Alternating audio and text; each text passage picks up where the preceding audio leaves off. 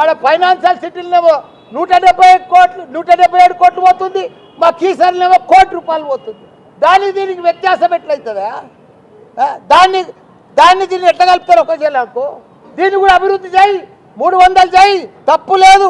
దీన్ని మొత్తం మోరీలకి కొద్దిగా ఫండ్ రిలీజ్ చేయి, మొత్తం జిహెచ్ఎంసీలో డెవలప్ చేయి, రోడ్లు డ్రైనేజీలు.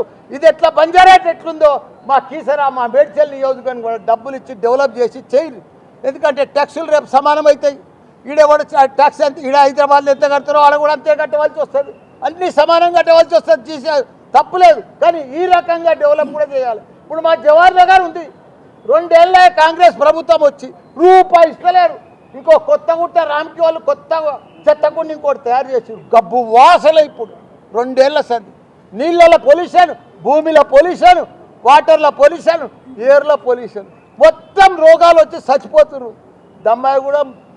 దమ్మాయిగూడ జవహర్ నగర్ నాగర్ 3 మున్సిపాలిటీ ఆ చెత్త సాఫ్ చేయమని చెప్పిన నేను.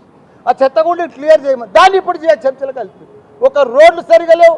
మేము ఇంటింటికి నీళ్ళు ఇచ్చినాం, అన్నీ చేసినాం, రిజర్వాయర్లు కట్టి. ఇప్పుడు అంత ఘోరం ఉన్నది. దయచేసి ఇప్పుడు అదే కమిషనర్ గారు చెప్పినాం, మమ్మల్ని కూడా రేపు రమ్మన్నట్టు ఇంక్లూడ్ చేసిండు. చెప్తే తప్పకుండా అన్ని వార్డులు సమానం చేయాలి. ఇంకా 10 పెరిగితే పెరుగుతాయి, ఇంకో 20 అయితే పెరుగుతాయి. తప్పేముందా?